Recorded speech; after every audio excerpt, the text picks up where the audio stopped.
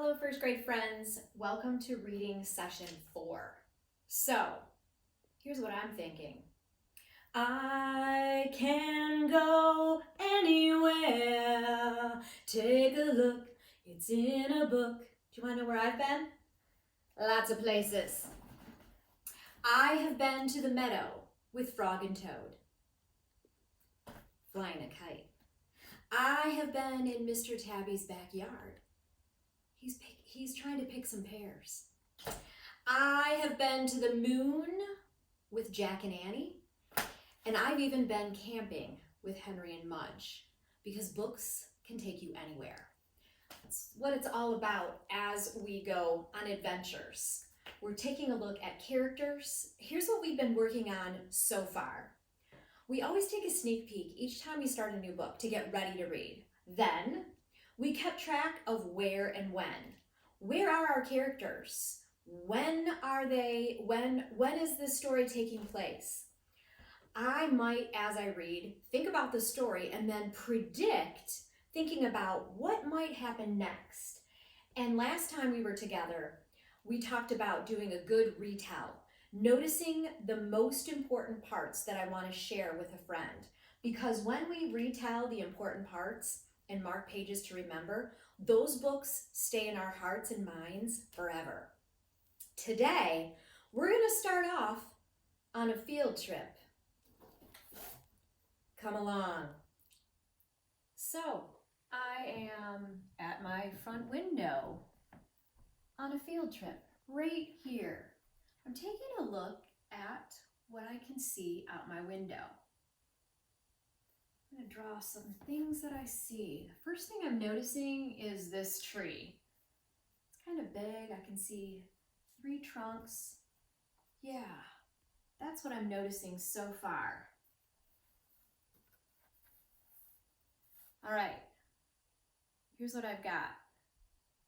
But you know what I'm going to do? I'm going to take a second look out this window. Because every time I look out this window, I notice more. I've looked out this window like 100 times. And you know what I'm seeing now? I can see the sidewalk in the background. I can see a fire hydrant. I'm going to get my yellow crayon and color that yellow later. I can see a robin. I'll need crayon for that too. Oh my gosh, she's adorable. Have you seen a robin in your backyard or at your house? What about up in the tree? There's a nest. You know what else I can see on the ground over here? Is a bunch of sticks that Lindsay's been collecting. I'm gonna draw that stick pile. Yeah, that's the thing. If you take a second look, you can notice more and more. I'm even adding some little grass detail, right? Maybe some lines on my sidewalk. Yeah. Today we're going to practice taking a second look to notice more. Thanks for joining me on that field trip. So the first time I looked out my window, I noticed the tree.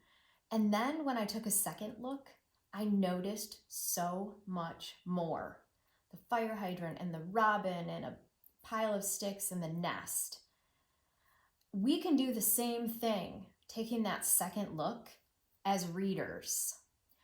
Today, I want to teach you that readers know they can go back to the same place, the same page, and the same reading adventure and see something new every time.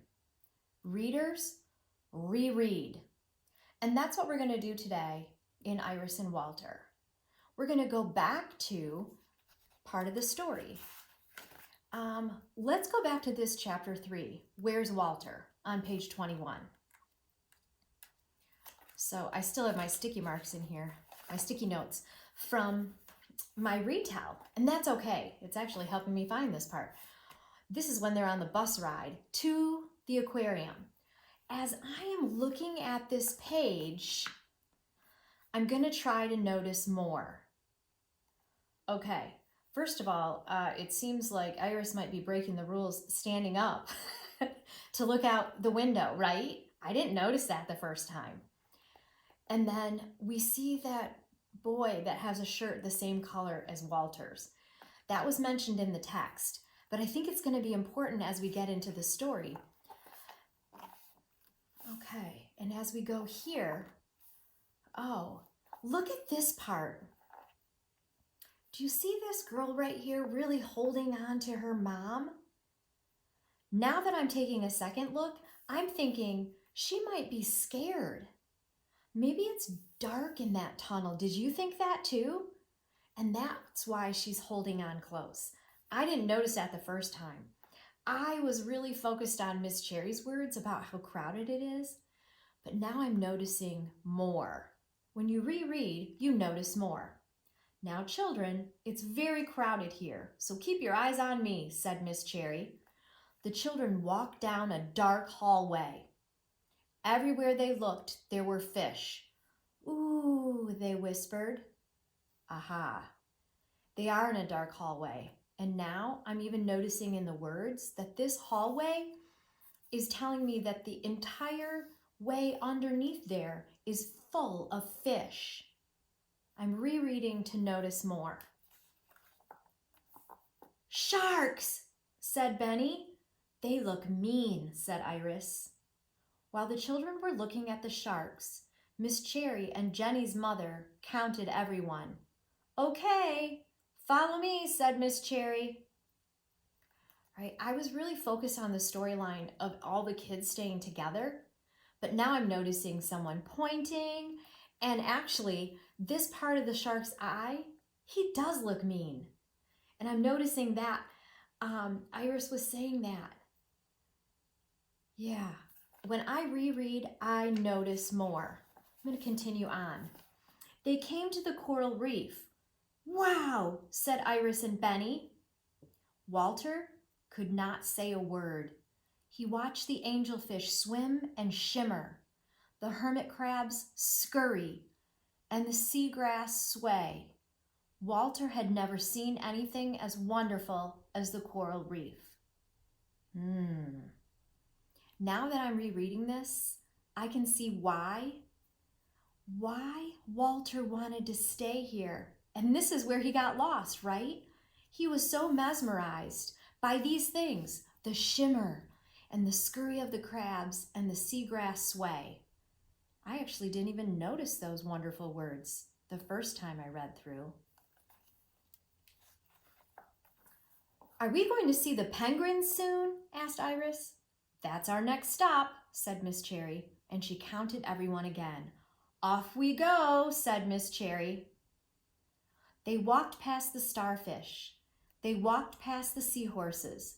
Oh, look! There are the penguins, said Iris, taking Walter's hand. Don't you think they are cute, Walter? But Walter didn't answer. I was so worried about Walter being missing, I didn't even notice. Who do you think this boy is that she's grabbing the hand of? The one that she saw off the bus that had the same shirt. I'm rereading to notice more. Iris turned around. She saw a boy. You're not Walter, said Iris. I'm Nick, said the boy. Where's my class? He asked. Iris looked all around. There were crowds of children. She could not see Walter anywhere. There you are, Nick, shouted a woman. I've been looking all over for you.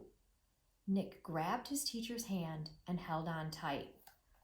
Yeah, I'm noticing the same shirt.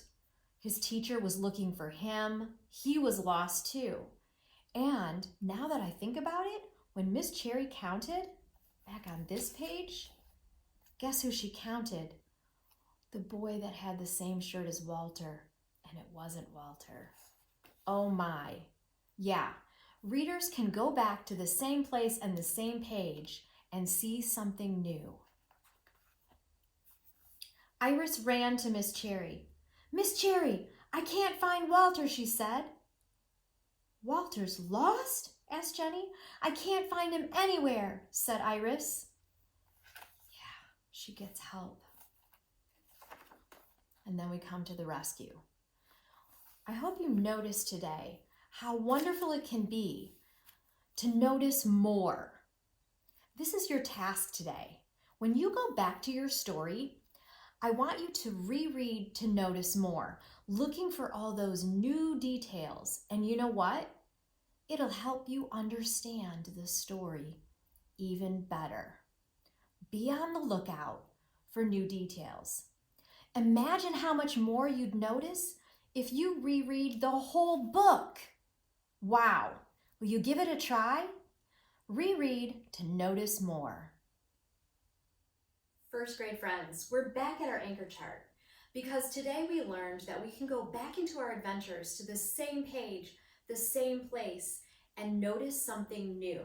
So our task today is to reread to notice more. I'm adding this to our anchor chart today.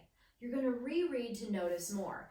I'm also going to add it to our partners chart because you can do this with a friend, you can do it with someone in your family, you can do this with your grandma. You can reread together to notice more. You might have a conversation about, did you notice this? Oh, well, here's something I saw that maybe you didn't. How cool is that? Because readers reread to notice more. That's what we're working on today. And I want you to keep this in mind. Always think, what else do I notice? And as you're noticing more and more, you might wonder more, right? Questions might pop into your mind when you see new things. This is a great comprehension skill to have. Readers are thinkers.